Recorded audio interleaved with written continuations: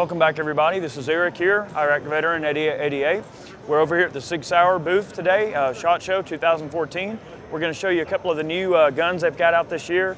They've got a new striker fire pistol that they're going to be introducing, as well as a very Americanized version of their SIG556 rifle.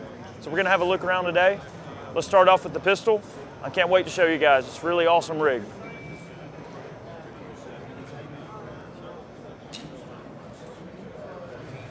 All right, guys, this year SIG is introducing their P320 in both a carry, compact size, and a full size. Polymer frame, but it's not just any SIG, people. This is a striker-fired Sig Sauer. This is the first striker-fire SIG pistol that's come out. The one I'm holding is the full size. Pretty typical fare, 14-shot magazine. This particular one is a 40 cal. They're offering them in 9mm, 40, 357 SIG. I didn't see anything in a 45, but I'm sure that's probably in the pipeline for them. Got your rail system.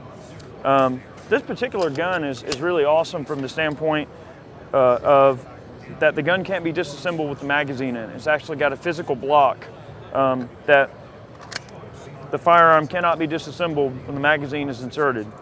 So the neat thing also is that for disassembly purposes, you don't have to dry fire the firearm. All you do is drop the magazine, rotate the lever down like that, and the whole top drops off as one unit, just like you would expect to see in any other semi-automatic pistol design. In addition, there's really only one centralized access point that holds this chassis in place. You rotate this lever and pull it out of place, the takedown latch, and this whole chassis will drop out. And the chassis for the trigger pack on this gun is the same for the full size or the carry model.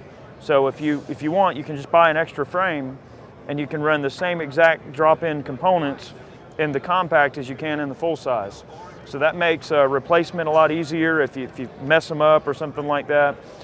Just makes the whole system a lot more modular and easier to work on, easier to clean and mess with. I mean, imagine you can just take that lever down, pull it out, drop the whole chassis out, throw the whole thing in the ultrasonic cleaner, and you're good to go. The trigger itself is very smooth. The construction on the firearm is very similar to other offerings, as you can expect. To reassemble the gun, same process as many others. Lock the slide to the rear, rotate the takedown latch forward, and the gun's good to go. There is no magazine disconnect safety on this firearm, so as any tactical pistol, in my opinion, should have, none of those magazine drop safeties. I don't believe in any of that. But the trigger breaks nice and clean. I would say probably around the, that trigger's probably breaking around the 5-pound range, maybe 5.5 pounds. A little bit stagey reset on the trigger. Not mushy though. It's a discernible, reset on the trigger. I'm pretty sure that with time, that'll break in quite nicely. I know some people don't really shoot off the reset anyway. Some people will shoot and then just release their trigger finger and then reestablish their trigger squeeze. I'm more of a reset kind of guy. I like to shoot off the reset.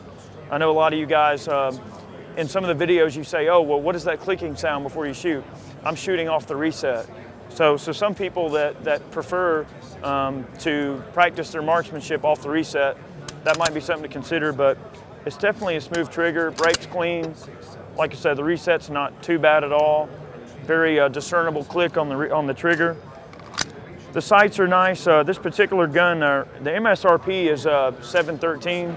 It does ship with night sights for that price. So for something in the $700 range, you are getting a gun with night sights, which is great. The sight radius is nice and generous, so I can imagine the accuracy of this pistol is probably going to be very acceptable. It feels good in the hand overall. It points very naturally. I really can't wait to get my hands on this gun because there's so many people. I mean, I love Glocks, don't get me wrong, but I know Glock is, one of those polymer frame guns that's just, there's a lot of them out there, and some people just want something new. So I see this gun, the P320, as being a gun that can in some cases kind of reset the standard for what we think polymer frame striker fire pistols should be at all. So I think it's a game changer, and I hope it takes off and does really well for them. I'll go ahead and show you the carry model. I know I've been talking quite a bit in this video. The carry model, as you can see, has size reference for my hand. You know, it's not a small gun by any means, but it's definitely not a large honking gun. So that should give you a little bit of a idea of scale there for the size of the pistol. So anyway, these pistols are great. I really wanted to show you guys the 320. I'm going to show you one more rifle that's coming out this year, 2014, that I think you guys are going to love. Let's go check it out. All right, another firearm that's coming out in SIG's line this year, 2014, that I'm very excited about is the new SIG556XI. And this particular rifle kind of meets the demands and requirements for the American shooters. You know, a lot of the older school Swiss firearms, like I'm a big fan of the old 550, you know, A1 and that series of firearms, but that's just because I'm a little old school. I like older Swiss firearms. But this rifle does respond to the needs of the American shooters quite well. They've redesigned the grip profile to be a little bit thinner and a little bit more ergonomic for the American market. They've added a adjustable, or basically you can remove this cheek piece, but they've added this for people that want a little bit better purchase on the stock. Of course, the stock still folds just like the old one, so nothing different there. Another thing that they've done is made this rig completely ambidextrous. So you have an ambidextrous magazine release, you have an ambidextrous bolt carrier handle, charging handle that can be switched either direction.